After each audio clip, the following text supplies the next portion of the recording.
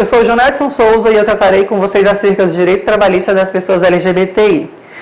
O direito ao trabalho ele está disposto expressamente na Constituição, no seu artigo 6º, e explicado minimamente na CLT e em seus artigos. O direito do trabalho ele tem sua disciplina original na Declaração Universal dos Direitos Humanos e em diversos outros pactos.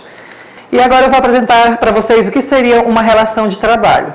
A relação de trabalho seria quando há um emprego da energia humana em um determinado proveito de uma determinada ação por um empregador. O que constitui uma relação de emprego? 1. A pessoalidade, que se diz respeito ao ato de se dirigir a uma pessoa diretamente.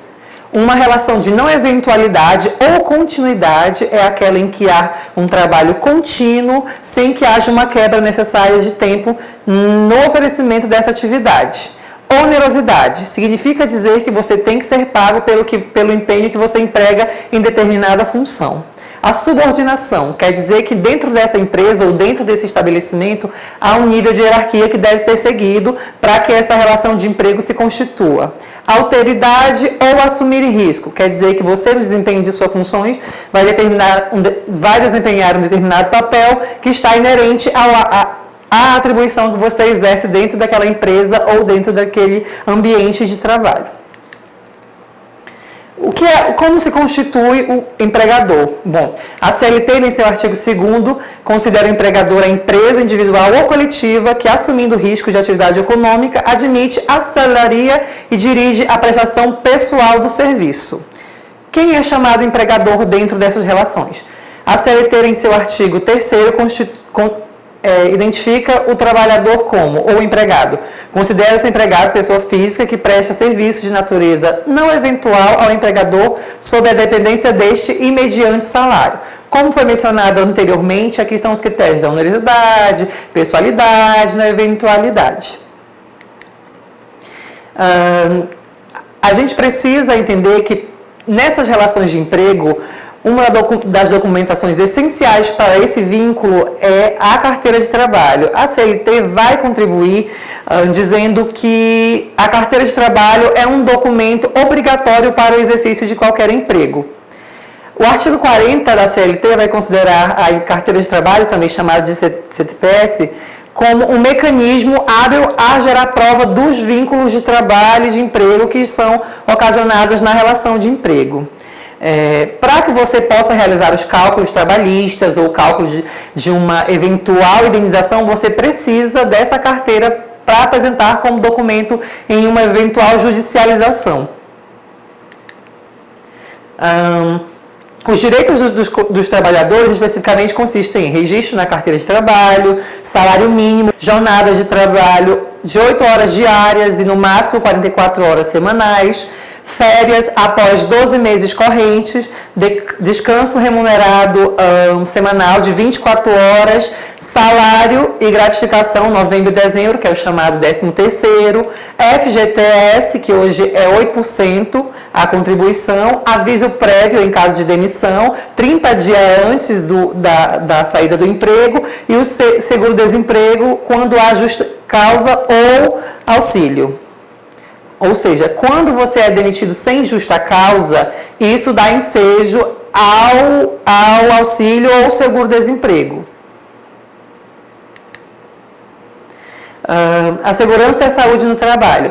Quando a gente fala de segurança e saúde no trabalho, é porque há toda uma constituição internacional e nacional que dizem que o ambiente de trabalho não pode ser um ambiente penoso em razão das suas funções. Ou seja, você precisa dispor de um ambiente seguro, decente, como dizem algumas ODSs do direito do trabalho.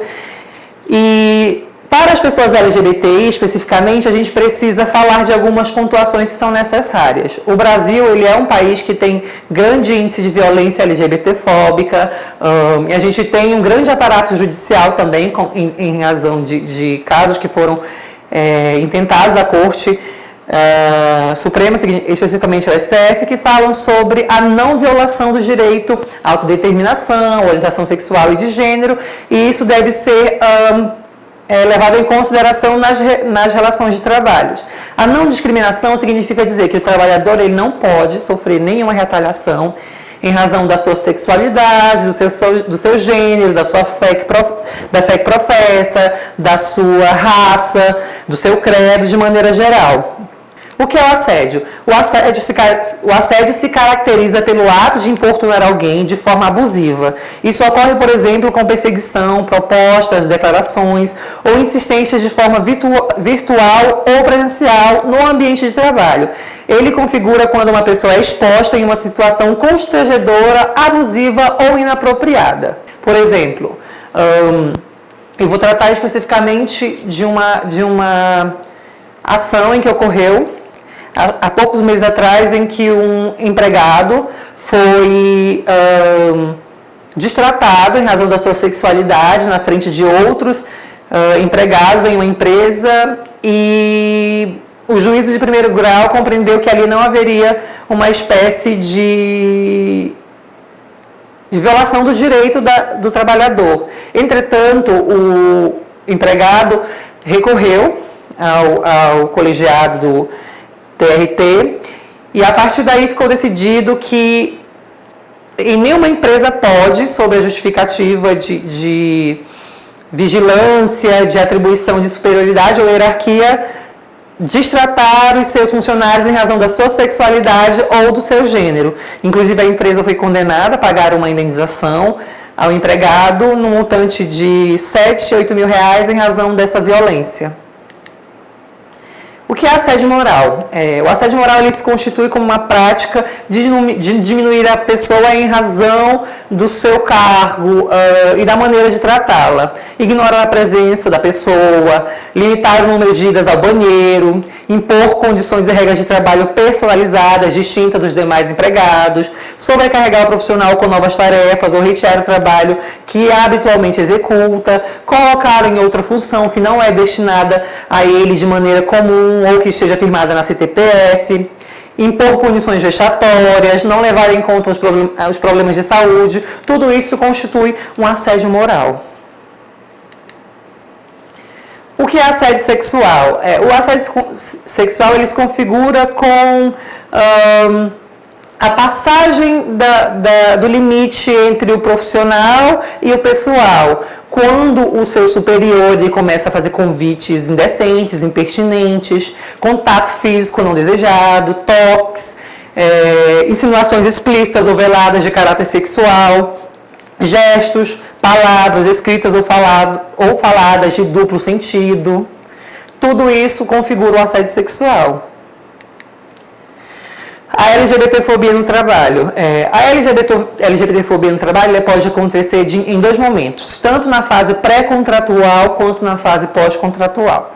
Na fase pré-contratual significa quando as empresas recrutadoras elas estão fazendo essa análise dos currículos e elas intentam entrar na sua vida de maneira mais incisiva, perguntando sobre parceiros, sobre orientação sexual, de maneira explícita. Isso configura uma espécie de discriminação pré-contratual.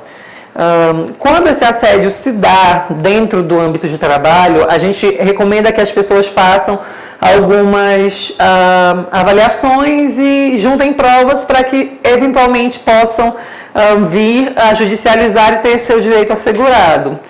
E como a gente diz que eles devem fazer? A gente intenta que elas reúnam provas, né? Que elas conversem com outros funcionários para conquistar também provas testemunhais a respeito do que aconteceu, busque orientação psicológica no sentido de resguardar a sua saúde, comunicar diretamente os seus responsáveis hierárquicos do problema que ela está passando, procurar um sindicato ou um órgão representativo de classe ou associação, procurar um advogado para intentar a demanda.